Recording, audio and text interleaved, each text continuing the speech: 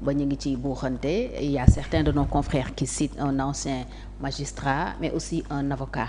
Jàpp nga ne kon tey Pastef ci boppam moo bëgg a dégager Ousmane Diagne xëy na pour téye poste parce que le ministère de la justice aussi ministère la bu stratégique donc tey xëy na bu ko militant wu Pastef wala responsable Pastef téye woon dina demee neneen.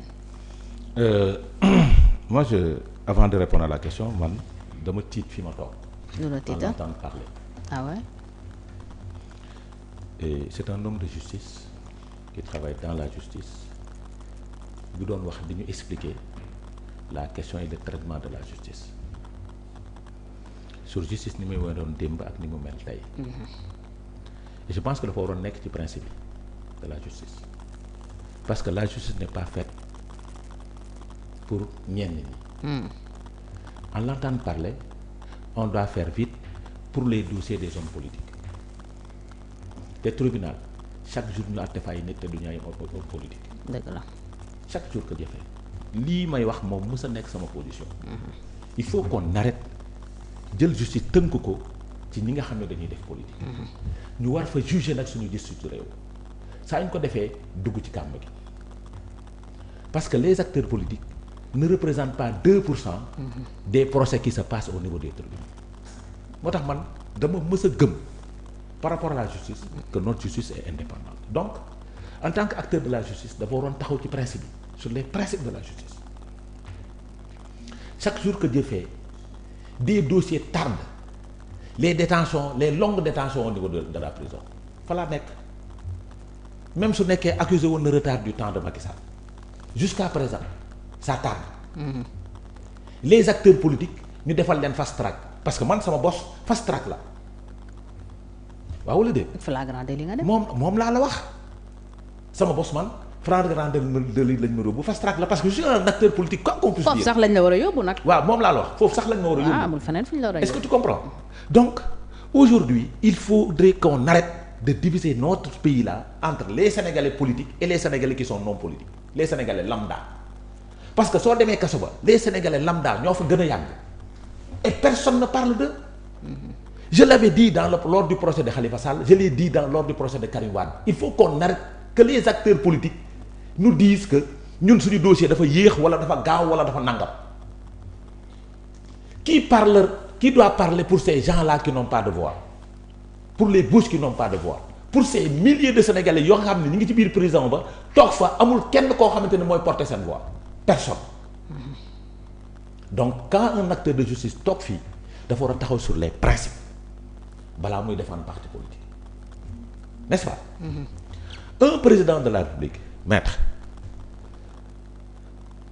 la pression bi muy demander la pression le président de la République doit demander il demande au peuple de faire il a le droit de faire de demander la pression xam nga fu ñu ko doon teg sur quel angle sur l'angle des dossiers politiques. Les dossiers politiques par rapport aux autres dossiers c'est benn goutte d'eau la dans la mer au lieu qu'on demande la pression par rapport aux autres dossiers on doit pas demander la pression sur les dossiers politiques parce que ils sont minimes te les acteurs politiques ñi ngi jël seeni dossiers di ko traiter tous les jours dans les tribunaux am na ci ñoo xamante ni ñi ngi tëdd biir kaso parce que on ne traite pas ces dossiers parce que ils n'ont pas d'avocat. J'en ai vu plusieurs donc c'est une situation boo xamante ni dafa war a soppeeku dans la justice parce que la rupture dont on parle pour justice bi dafa soppeeku démb ak barke démb ci acteurs politiques yi la mais sur les Sénégalais lambda justice soppeekuwul fi mu nekkoon fa la nekk ba tey donc dans les principes de droit et de justice fi ñu waroon taxawee mooy yemale Sénégalais yépp moom foofu laa ko doon xaar moom un parti politique qui fait pression sur la justice fan la am pour demander que les dossiers suñu xaalis ak suñu nangam sangam et des jeunes qu'on a accusés à tort qui sont en prison kan mooy def pression pour ñu génn leen kaso des gens yoo xamante ne def nañ 7 ans biir kaso mosu ñoo gis juge pensant que ji suñu faloo seen dossier dina gaaw dinañ ko dimbi je suis en face d'un greffier. Mais expliquez-nous aussi problème de moyens humains.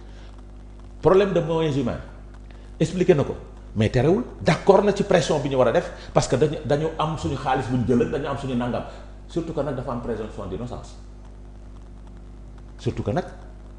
présomption d'innocence par rapport ak ces accusations là dara du ci dëgg pour l'instant parce que justice détermine ko définir gu ni ñoo def wala defuñu mais sur les principes maître on devait prendre la défense de tous parce que un président de la République il est le président de tous les Sénégalais et un parti politique des militants n'ont pas le droit de faire une pression sur notre justice ou bien sur notre institution judiciaire des militants j'ai dit des militants qui sont des Sénégalais nag lambda amuñu privilège bu beneen Sénégalais bi amul waruñoo am beneen privilège bu Sénégalais bi amul donc man fi ma doon xaar maître mooy nga toog condamner le comportement des militants de Pastef par rapport et de certains responsables par rapport à notre justice fan nga ñu teg un député de l'Assemblée nationale taxaw ministre bi toog mu ne ko dossier yi dafa yéex yan dossier est-ce que c'est le dossier du Sénégalais bu sàcc ginaar est-ce que c'est le dossier bu ñu du Sénégalais bu ñu jàppee ak benn joint yamba est-ce que c'est le dossier xam nga yan dossier moo tardé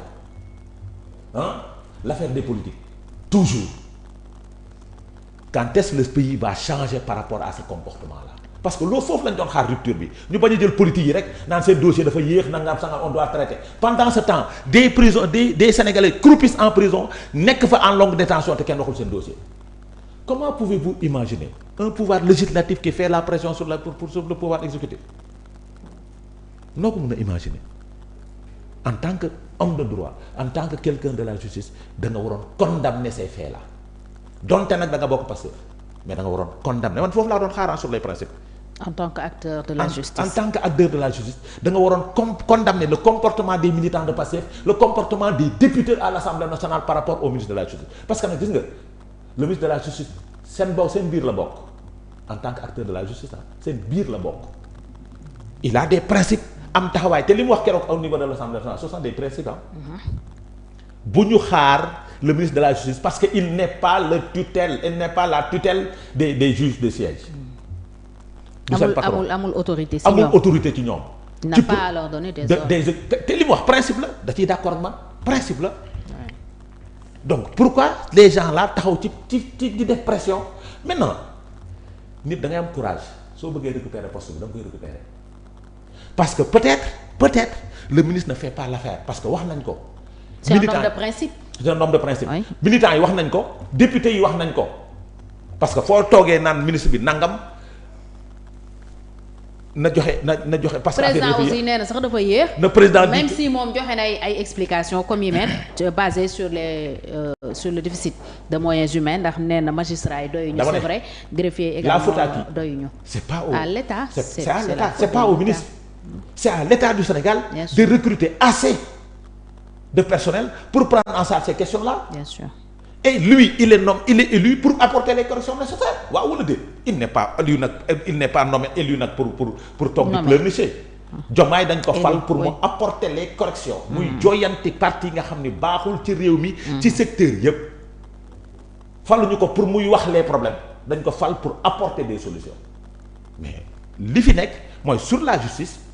mais attends c'est vrai am na ay réformes yu bëri def na assise def na nangam mais on attend les corrections on attend le recrutement du personnel parce que li tax dossier yi tardé c'est parce que y a pas assez de personnel moo tax muy tardé comme ni mu ko wax mais il apporte les corrections nécessaires mu jooyanti recruter su boobaa le Sénégalais lambda bi nekk ci biir kaso ba du fa toogaay bu yàgg parce que nag nous devons penser à ces Sénégalais là qui n'ont pas de voix. Les hommes politiques am nañ ko ñu leen waxal mais Habib Mbengue amul ko waxal qui a fait 7 ans sans pour autant jàkkaarloog procureur musul toog ak procureur 7 ans. mi ngi prison de détention kan moo koy waxal Cheikh Ndiaye kan moo koy waxal keneen ak keneen kan moo koy waxal mais non les acteurs politiques am na ñu leen waxal et je pensais que yow yaa leen waroon waxal en tant que acteur de la justice yow yaa waroon waxal ces Sénégalais là qui n'ont pas de voix. et foofu laa la doon xaar. Adama yàgg nga gis régime romb na sa kanam rombati macha allah yàlla na nga yàgg fekkee. alors dañ doon gis souvent ministère yu mel noonu dañ koy jox ku bokk ci parti bi am na fi donte am na tam yeneen yuñ jox ñeneen est-ce que da nga jàpp ne Pastef ci loolu la bëgg a dem.